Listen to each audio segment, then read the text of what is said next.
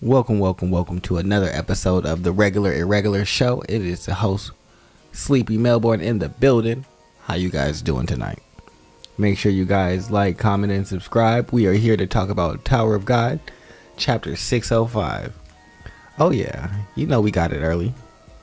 Get them good chapters. And so, this one starts with Yama waking up from a little nap. You know, sometimes you're tired and you need to take a rest, take some time off, recharge your batteries, just figure out what you want to do with life. And so that's what our boy Yama did. And I will say, excuse me, he is one of my favorite characters. From his introduction when he was an antagonist against Bam to his slow transition to like him and Bam being on the same team. It's just been a masterful display of like his character transformation, and I've really enjoyed it. And also seeing him get powered up along the way has not been bad, because we need as many powerful Slayer candidates as we can. Because yeah, Bam is gonna take out Zahad, but those other 10 great family heads, we need some people that can hold their own against them as well. And I think Yama is someone that fits that bill quite nicely. He's starting to move right up the list as the king of the Beastkin. But he flexes a little bit of his new power and muscle by, excuse me, destroying the ancient weapon that had been giving the Lopai Bay army so much trouble. He doesn't need Cha's help. He doesn't need Lebanon's help, I guess is what he don't need no one's help, really. He just is going off on his own. Powers all the way up, or I can't even say if this is all the way up. He powers up, kind of has a little bit of like a bestial transformation. Hair starts to flare up.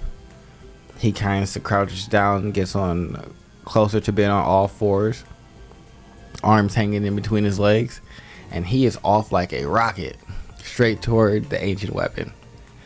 And that is all she wrote for that. Ancient weapon is no more. It is kaput, broken, destroyed, smashed, obliterated. And now it is time. We shall march through this gate as Tarmiel army and let y'all know what's what, because I'm here for this great war. I'm a big fan of the great war. I don't want it to stop. Like, I want the workaholics to fail. I want the war to happen. I want the tower to kind of descend into chaos. I feel like if it's chaotic, the family heads might have less time to interfere with Bam, and that might allow him some free time, because right now he got two family heads that just like are keyed in on him, and we need a way for our boy to like get off and under their thumb and get himself some new power and a chance to really like hone in and learn his abilities and like master the power that he has. Because I feel like he absorbed Leviathan. He's probably going to absorb Enkidu, especially with the way that this chapter went. But it doesn't seem like he's had a chance to really like sit with those powers for like a long period of time and like train with them. And so that's what I would like. I like Bam to have like a training arc. But maybe season 4 will have that. Anyway, back to what happens. Goose Dang. We are with Goose Dang and Enkidu. He just is frustrated because Enkidu is like, oh, y'all called me impure. Y'all laughed at me. Blah, blah, blah. Basically kind of feeling like he's superior because Goose Dang doesn't have his memories. Goose Dang is not here for any of that. He said, oh, for real? You must have forgot then. If I ain't got my memory, you must have lost yours too, because I'm still the same crazy psychopath that you met before. And he proceeds to burn him out of existence. Or so he thinks. A little bit of the slime maintains and slips through the cracks, and it drops on the branch head that is such a backstabbing, sniveling little punk working with Rachel. You know how I feel about Rachel. Anybody that works with Rachel, I have no love or care for her. So he gotta go. And so I'm happy that he got taken over because he was trying to go help Rachel. So I think that this is a much better situation for him. You don't need to have your mind right now because clearly you don't know what to do with it if you're left in charge of thinking.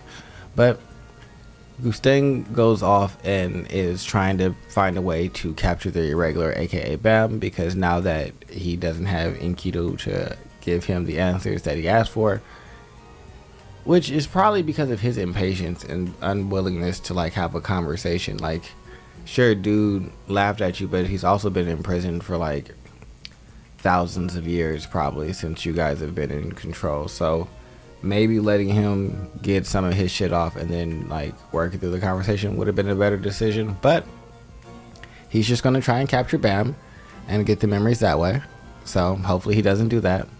I don't think he's going to die in this, but I do need like the war to start and there to be chaos, and for like him to have to be like on the move and more agile since his family's under attack.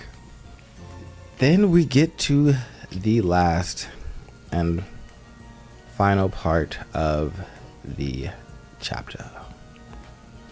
We get Kun. Kun pops up. We get to see what piece he is. He is the pawn.